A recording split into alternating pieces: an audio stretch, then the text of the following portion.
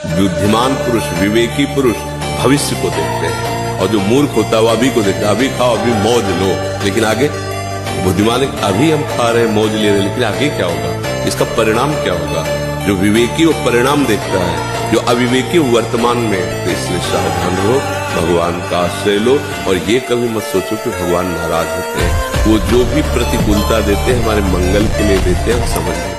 जिह्वा की तृप्ति और शरीर की पुष्टता का भाव रखकर भोजन करने से तमोगुण आ जाता है। लेकिन हम तुम्हें बताए देते हैं कि बलवान शरीर नहीं होता, बलवान आत्मबल से होता है। जो ऐसे गंदे आहार करते हैं उनकी चर्बी बढ़ती है, आत्मबलहीन डरपोक अंदर से भय रहता है। जिनका आत्मबल बढ़ता है तो हम मान सकते हैं कि उनका शरीर क्षीण होता है, लेकिन वो परम स्वस्थ होते हैं, उनका संकल्प बल काम करता है। पशुता का व्यवहार करके मलिन मन के द्वारा शांति प्राप्त करना चाहते हो, आनंद की अनुभूति करना चाहते हो, कैसे हो सकता है। आप जब बीमार हो, आज नहीं आज तुम्हारी यौवन अवस्था तुम्हें समझ में नहीं आ रहा, लेकिन ये तुम्हारी आदत तुमको कल कहां पहुंचा देगी तुम्हें पता नहीं। जब पहुंच जाओगे तब कोई रास्ता नहीं। यदि हमारा चिंतन विषय लोलुप बना रहा तो चाहे जितना सात्विक भोजन करो, चाहे जितना आप नहाओ धो पवित्र व्यायाम सब, लेकिन आप रोक नहीं सकते, क्योंकि चिंतन है। चिंतन बदलना अति आवश्यक है। उसके बदलने के लिए सत्संग, शास्त्र स्वाध्याय, नाम जप तीनों आवश्यक है। मुझे गलत आचरण नहीं करना, मर सकता हूँ, गलत आचरण नहीं कर सकता। मैं गलत मार्ग में नहीं जा सकता, भले खड़ा रहूं यहीं। अगले जन्म में हमें रास्ता मिलेगा तो चलूंगा, पर मैं पीछे नहीं हटूंगा। सफलता को रौंदते जाओ। एक बार असफल होंगे, दो बार असफल होंगे, तीन बार असफल होंगे, चौथी बार मुझे ज्ञान हो जाएगा मैं क्यों असफल हो रहा हूँ, और उसमें निकल जाएंगे। ऐसा नहीं कि किसी के भाग्य में इतना ही लिखा है कि हर बार असफल होता ही चला जाए, ऐसा कभी हम नहीं मान सकते। प्रेमी को गिराने के लिए एक ही जो योद्धा समर्थ है, दूसरा नहीं समर्थ है। जैसे क्रोध और लोभ है, ये इसी की उपज है, काम की। कामः संजायते क्रोधा, और काम की पूर्ति में लोभ, और काम की पूर्ति में बाधा में क्रोध। लोभ और क्रोध इसी की उपज है, काम की। सबसे बड़ा सुभट योद्धा काम ही। कि हम असफलता में बस झुक गए, उत्साहहीन हो गए, भगवान से अश्रद्धा हो गई, जीने से अश्रद्धा हो गई, और क्रियाओं से अश्रद्धा हो गए। ऐसा नहीं, असफलता में हमको निराश नहीं होना, हमें रौंदना है इस असफलता को। जितना आवश्यक है भोजन, उतने आवश्यक है व्यायाम। ये जैसे नवयुवक जन है ना, व्यायाम करना चाहिए। शरीर स्वस्थ है, बुद्धि प्रसन्न है, जिसमें अब तो क्या व्यायाम होता है, बस सुबह तक सोए, चाय पिए, गंदे आचरण किए, तो शरीर में दम है नहीं, व्यायाम क्या करें। इन मांस खानों वालों के परिवारों का बहुत बुरी तरह नाश होगा, और जब ये मरेंगे तब नरक जाएंगे, और फिर जब जन्मेंगे तब ये फिर वही बकरा बकरी बनेंगे, काटे जाएंगे। होश में रहो, समय आने दो, कर्म अवश्य में भोक्तव्यम, तुम्हें भुगाएगा, रो नहीं पाओगे।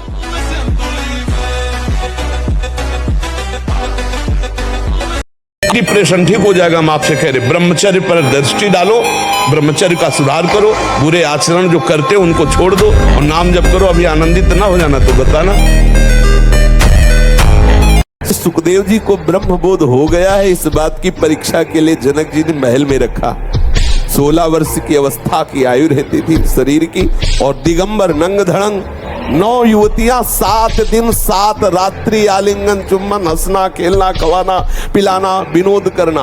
और रोज की खबर पहुंचती कि कैसे हैं परमहंस जी। बोले महाराज जैसे आए थे वैसे ही हैं, कोई फर्क नहीं है। ये हमारा बहुत सा जीवन व्यर्थ चला गया।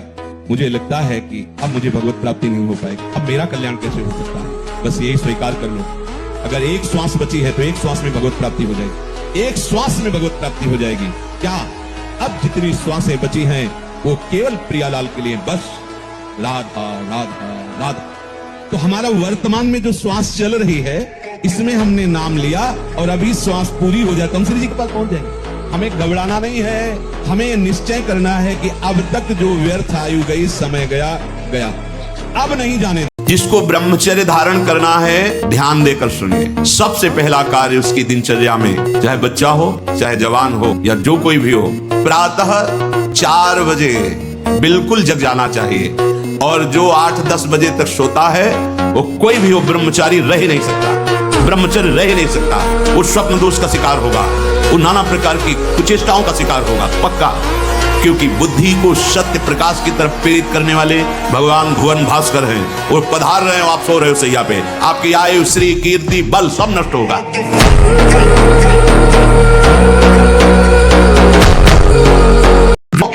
ब्रह्मचर्य पालन करता है, रोग से लड़ने की सामर्थ्य आती है, शोक स्पर्श नहीं कर सकता, मोह पर विचार करने की सामर्थ्य आती है, प्रमाद स्थिति नहीं रहती, अकर्मण्यता नहीं रहती, अकाल मृत्यु नहीं होती, ब्रह्मचारी कभी विचारों से दरिद्र नहीं होता है, चिंता नहीं होती, उसके हिंसात्मक वृत्ति नहीं होती, द्वेष नहीं होता, ईर्ष्या नहीं होती, अशांति नहीं होती। ब्रह्मचर्य समस्त दोषों का नाश कर देता है।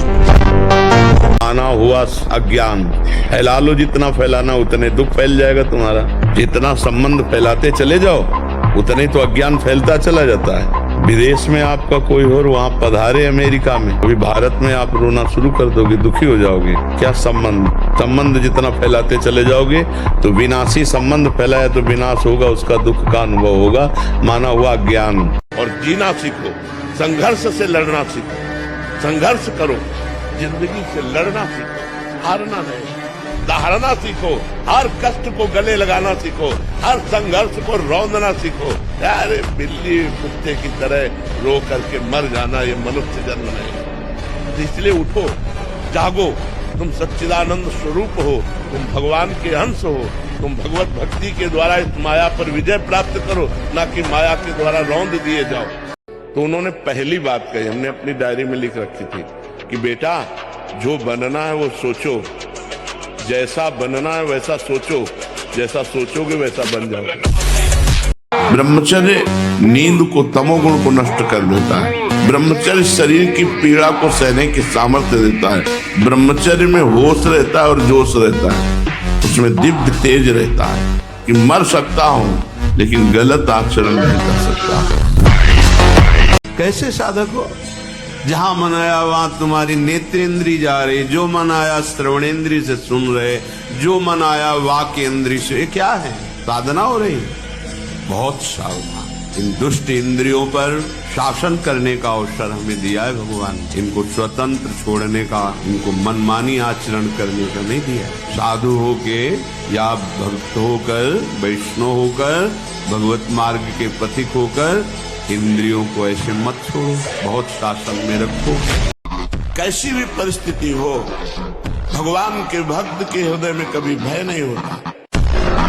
ये जितना खेल है, तो जैसे नाटक मंच पर स्वांग किया जाता है, ठीक वैसे ही ये स्वांग है। न हम स्त्री है, न पुरुष है, न हम पदाधिकारी, हम वास्तविक भगवान के अंश हैं। हमें ये स्वांग मिला है इस सृष्टि में, ईमानदारी से अपना स्वांग कर ले तो स्वांग कराने वाला जो नाटकाचार्य है वो हमें इनाम देगा। इस स्वांग से हमें मुक्त कर देगा। हम कह रहे बिल्कुल चैन में हो जाओ, हमारी बात को मान लो, आप बिल्कुल चैन में हो जाओ। अभी मन को इसको रोक सकता है तो भगवान या भगवान का नाम। कैसे नहीं सुधार सकती? कैसे सामर्थ्य नहीं? ऐसे कैसे कि तुम शराब पीती हो, सिगरेट पीती हो और अपनी दादी को तुम नशा दे करके व्यभिचार करती हो? ऐसी तुम्हारी हिम्मत कैसे हो गई? धिक्कार तुम्हारे मनुष्य शरीर को। अभी तुम्हारे पास शासन नहीं पड़ा, इसलिए तुम्हारी मनमानी चल रही कि मैं ठीक नहीं कर सकती। कभी किसी को मजाक में भी अश्लील बातें मत करो, मजाक से भी। जैसे हंसी मजाक में आप ऐसे, उसका प्रभाव पड़ेगा, वो शब्द है, वो आपके अंदर पहुंचेगा, मनन करेगा और फिर वासना जागृत कर देगा। यदि माया से मुक्त होना है तो सहने का अभ्यास रखो। ये जरा में बहुत गर्मी, ये नहीं उपासना। गर्मी शरीर का धर्म है तो इंद्री में ताप लग रहा है, राधा राधा राधा। आप कहोगे प्रवचन करने से नहीं होता। कभी बिजली नहीं रखी दाम में, कटवा के रखे। जवान शरीरों में 1 घंटा व्यायाम होना चाहिए। नाम जप करते हुए, दंड बैठक, 2-3 किलोमीटर दौड़ना, चलना फिरना, जो भी व्यायाम, आसन, प्राणायाम, ये साधु के जीवन। हमारे गुरु जी रसिक शिरोमणि हैं, तीनों बातें होती हैं। आप देखते हो, भ्रमण करने जाते हैं, हमने देखा है एकांत में व्यायाम और प्राणायाम करते हैं। प्राणायाम, व्यायाम, क्योंकि शरीर स्वस्थ तो भगवत उत्साह बना रहता है। नियम लो आज से, चाहे कुछ हो जाए अपने हाथ को कंट्रोल में रखना, चाहे कुछ भी हो जाए, चाहे जितना मन परेशान करे, जीत जाओगे अगर नियम ले लोगे। ले रहे हो नियम? कुछ भी हो जाए मैं एक्सपीरियंस नहीं करूंगा। बस फिर तुम अगली बार आना, हमें बताना तुम्हें क्या परेशानी है। बॉडी बनाने के लिए ये दवाइयों की जरूरत नहीं, ब्रह्मचर्य की जरूरत है। दंड बैठक मारो, ब्रह्मचर्य रहो, 2-4 किलोमीटर दौड़ो, पवित्र भोजन पाओ, मुर्गा मुर्गी नहीं, पवित्र भोजन पाओ। फिर आप देखो आपके शरीर में कैसा बल आता है, उत्साह आता है। तो ये जिनको भ्रम है कि हम बॉडी बना के फुला करके कुछ बलवान बन जाएंगे, बिल्कुल नहीं। ब्रह्मचर्य से रहो, सात्विक भोजन पाओ, कुछ व्यायाम करो, आपके अंदर पर्याप्त बल आ जाएगा। जो स्वयं बल आता है वो बल होता है, ये बनावटी थोड़ी होती कि बड़े बड़े ऐसे बना लिए।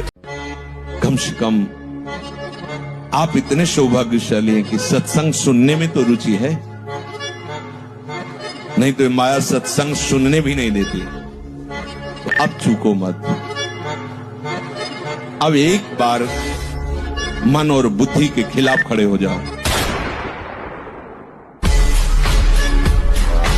भगवान के बल का स्मरण करके अंगद ने ताल मारी और कहा तुम्हारी सभा में कोई वीर हो तो मेरा पैर उठा दे, राम जी वापस चले जाएंगे, सिया जी को हार जाएंगे। तो 10-10 हजार वीर एक साथ लगे, लेकिन अंगद का पैर नहीं हिला सके, राम बल है। जैसे हम बिठूर में गंगा के किनारे थे तो एक दिन एक शराबी हमें मिले, शराब पिए हुए थे और गए इधर आ। अब 17-18 की अवस्था, नए बच्चे थे। बल तो इतना था कि अगर ये कुछ उद्दंडता करेगा तो संभाल लेंगे। रब से ब्रह्मचर्य और दंड बैठक मारते थे तो बल तो था ही ऐसा कि अगर जरा भी उद्दंडता करेगा तो संभल जाएगा, कुछ ज्यादा है नहीं तो निर्भय के नजदीक है। ब्रह्मचारी के हृदय में एक ऐसी अध्यात्म शक्ति होती है, कहीं कोई कभी भय नहीं लगता, कहीं भी। अगर कभी भय का भी अवसर आता है तो उसकी जांच करना है, कहां भय है, कौन सा भय है, क्या है, थोड़ी ही देर में समाप्त। क्योंकि जो निर्भय चरणारविंद का आश्रय लिए हुए है, महाबलशाली प्रभु श्री हरि की भुजाओं का आश्रय लिए हुए, मुझे कहां भय लगेगा। क्या मुर्दे जैसा जीवन, साधु हो ही नहीं सकता।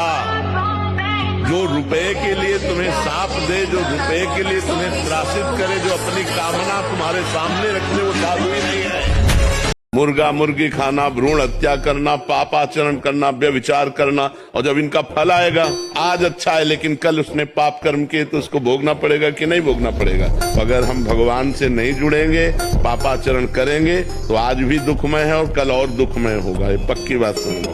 हम अपने आचरणों को सुधारें, आगे हमारा जो समय आने वाला है वो मंगलमय हो जाएगा।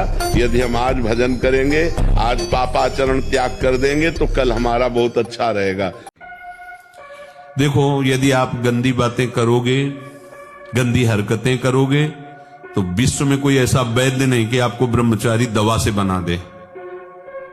मान लीजिए, हमारी प्रार्थना मान लीजिए, यदि आपने अंगों को छेड़ा नहीं है तो लिख लो, आपका ब्रह्मचर्य क्षीण नहीं हो सकता। मानसिक चिंतन गंदा, प्रक्रियाएं आपकी गंदी, खान पान आपका ठीक नहीं, तो एक रोक के आप देखते जाना, आपको भजन में रुचि क्या हो, शरीर को नहीं संभाल पाओगे। कि हमें अपमानित करो मैं सह जाऊंगा, समझ रहे हो ना? नहीं तो फिर कायरता आ जाएगी कि कोई माता पिता गुरुजनों की, भगवान की, संत निंदा कर रहा है तो भाई हमें बोलना नहीं।